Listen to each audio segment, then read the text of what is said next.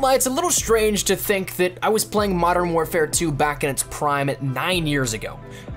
Almost an entire decade ago, and so that just makes me feel really old.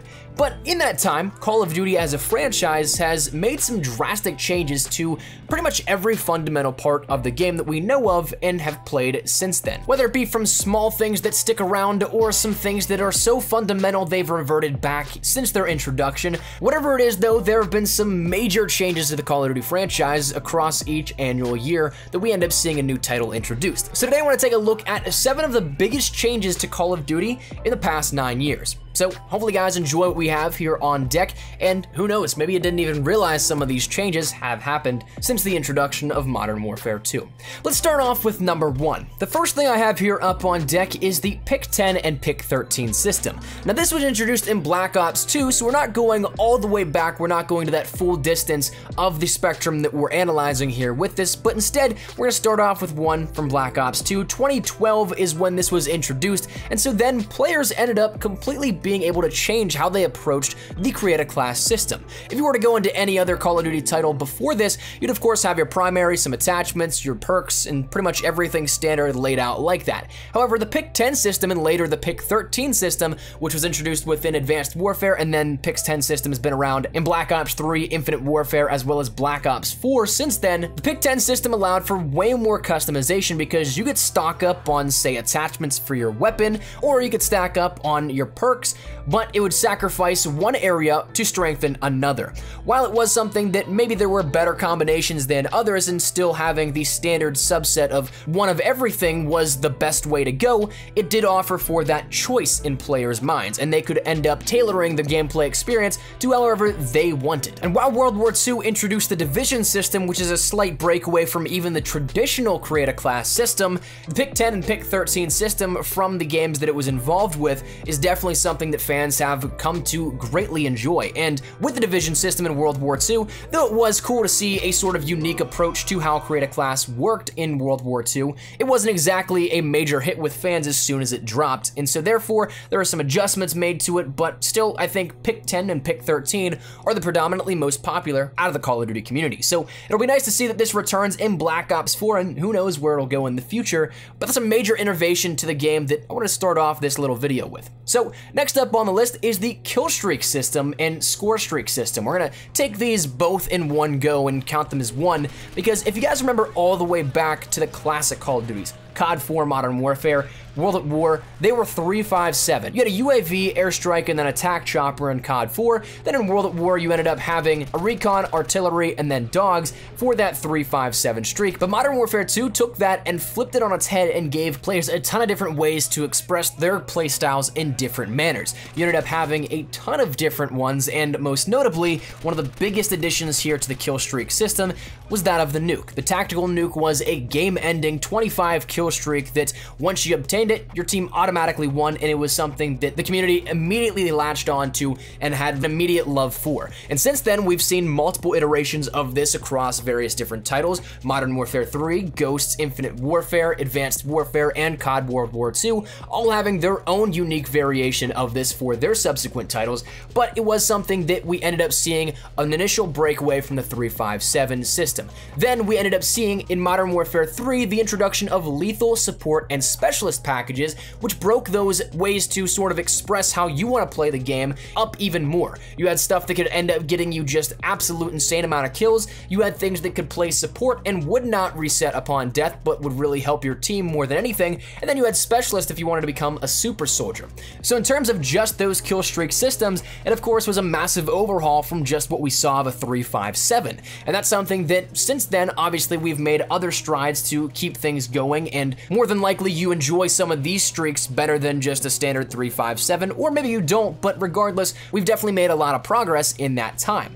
But talking about kill streaks and score streaks, the next big thing is simply a shift from kill streaks two score streaks, in which no longer were streaks given just based off of kills and sometimes based off of captures, but they were based on assists, score streak assists, captures, you name it, anything that really got you anything in-game score-wise, it helped towards those streaks and helped you gain towards those. So again, introduced in Black Ops 2, it's definitely a major breakaway and something that still is in place right now compared to what we saw previously with, say, Modern Warfare 2, Black Ops, and Modern Warfare 3, and personally, I think this is a nice system that really helps gather streaks no matter what. Sure, of course, getting the kills and getting that nuke was of course rewarding, but if you can end up getting an attack helicopter or something for capturing and playing the objective as well, I'm all for that. One thing that was definitely nice in recent times was that Sledgehammer introduced in Call of Duty World War II a basic training called Blitzkrieg, which allowed you to have the option to go for score streaks or kill streaks.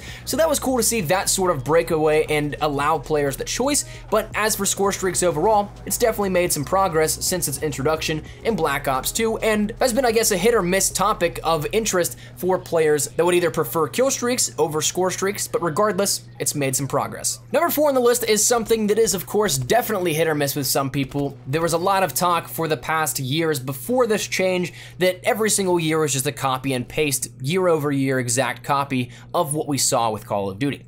But then introduced Sledgehammer in Advanced Warfare and we see our first real breakaway from the standard copy and paste mentality we saw year over year, and instead we had something brand new. At the very introduction of Call of Duty, I do recall some pushback immediately, but for the most part, people were okay with it. They thought it was different and they were open to it.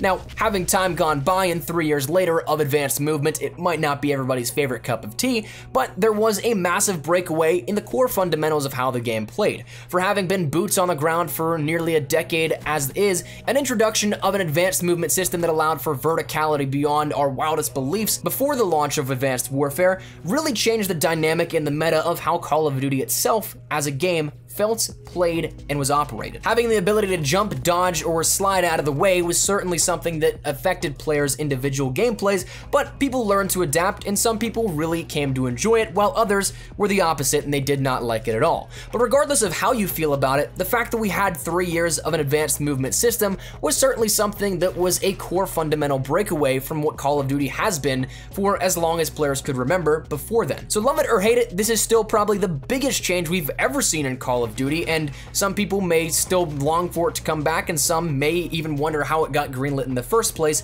But no matter where you stand, you can't help but acknowledge that it was such a massive change to the franchise. Number 5, I want to talk about one that's a little more recent. Of course, we've had the Create a Class system for absolute ages, and in a sense, it's still classified as the Create a Class system, but we ended up seeing the introduction of the Division system within Call of Duty World War II, which again is another one of those things that is love it or hate it. To me, I personally don't mind. I think it's a cool little breakaway from what we've seen traditionally, but I also do understand where people would love to have a standard Create a Class system of, say, Pick 10 or Pick 13, or even a standard system like we had way back in the day with Modern Warfare 2 and Modern Warfare 3 and Black Ops and games like that. So in that sense, the Division system was a huge breakaway in the sense that it offered pre-built classes almost in the way of divisions, where you had basic trainings pretty much built into and perks built into this division. Then on top of that, you had the choice to get one basic training additionally tethered on to whatever division you already have with those pre-built abilities in it. So it offered much less in terms of customization for the perk style of playset, but it also offered up some different ways in terms of meta that would be different compared to what we've seen traditionally. While admittedly, I'm a big fan of Call of Duty World War II, I understand where this might not be everybody's favorite, and so therefore, I like the valiant effort with it, but would I prefer a Pick 10 system over the Division system? More than likely. But again, regardless of where you stand on it, it was a traditional breakaway and fundamental change of Call of Duty that we have seen only once in the history of the franchise. And with Pick 10 coming back in Black Ops 4, I wouldn't necessarily expect the Division system to be seen anytime soon again. Next up on the list, and the second to last one that I want to talk about, is micro DLC and how DLC in general is handled. Because when you take a look back towards some of the earliest versions of the game. Of course, you had some expansions and that was about it. But when we're talking about individual customization items, for a while we actually had the ability to get things individually and pay exactly for what we wanted. So this started, firstly, I remember back in Black Ops 2, we had camo packs, which were personalization packs. We had weapons, which was a Peacekeeper. That was all available for individual purchase, and you knew exactly what you were getting up front. Now, the only weapon available in Black Ops 2 was that Peacekeeper. That was pretty much due to different storage limitations. There actually were plans to put other weapons in the game as extras, but they never got around to it. Then games like Ghost and Advanced Warfare came along and rolled out some more customization like camos, like operator uniforms and outfits and exosuits and all that kind of stuff, and DLC weapons. I know that Ghost had the Ripper as well as the Maverick A1 and A2. Advanced Warfare had the Ohm, and so therefore there were a lot of different things that you could buy immediately.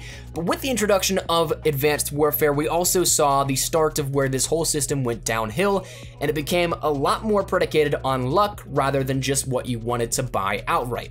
With the introduction of supply drops, and what we have seen since is that every single piece of customization items are found within supply drops. You can't buy them outright. Advanced Warfare was the last piece that we ended up seeing where you had anything, camos, exos, or even weapons buyable outright. Everything else is now in supply drops themselves, which is unfortunate and a slippery slope down into what I think is some of the worst ways to handle micro DLC, but again, that's where we're at, and hopefully the error of ways can be seen visibly, and there's much more profit to be had from a business perspective if players are allowed to just buy exactly what they want, as denoted by, say, things like Fortnite. But if that will change, we have no idea, but ultimately, this is probably, again, one of the biggest changes to Call of Duty as a franchise in the past decade compared to pretty much anything else.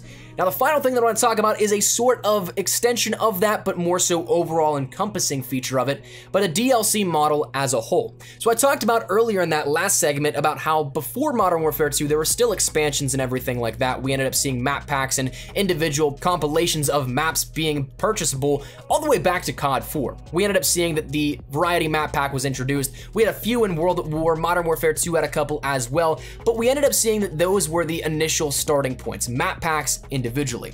Then introduced Modern Warfare 3 and what was called the Elite system, in which Elite with Modern Warfare 3 was the first introduction of a sort of constant stream of content. Every single month, players, whether they be subscribed or not to the service, would have access to new maps, new face-off maps, which were 1v1, 2v2, and 3v3 maps, and all sorts of different Spec Ops missions from time to time. This was something that again had a paid and a free model where you could take part in either of them, some giving more premium benefits than others, but that was something that worked out tremendously well.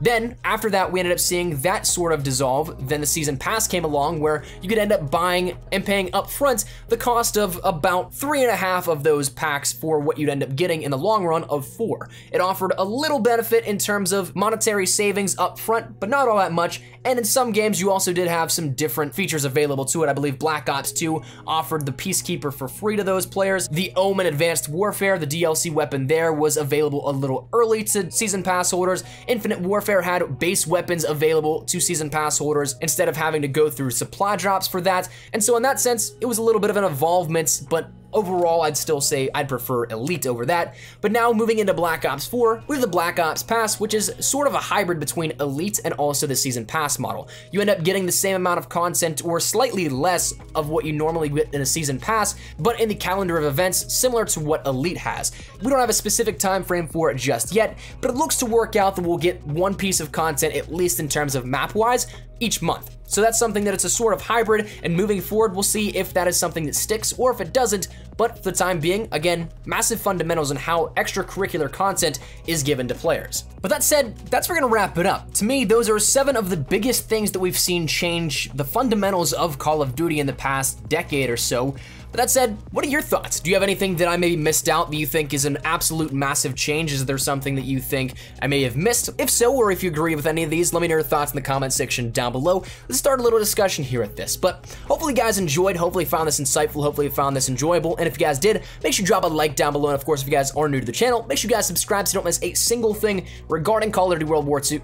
regarding Call of Duty content, World War II, Black Ops 4, that's the main stuff on the channel right now, but of course we'll keep you up to date with anything you need to know about all things Call of Duty. So if any of that interests you, make sure that subscribe button so you don't miss a single thing. And if you guys want to follow me over on Twitter, that's the best place to get connected outside of YouTube. Practically live on Twitter, so if you guys want to strike up a conversation, ask me a question, whatever it may be, link is down there in the description below. And also if you guys want to follow me over on Instagram, that link is down there as well, but that's all up to you. But that said, hopefully you guys have enjoyed the video, hopefully you guys are having a great day. Thank you all so much for watching. Mine has been Espresso. I'll see you guys later. Take care and peace.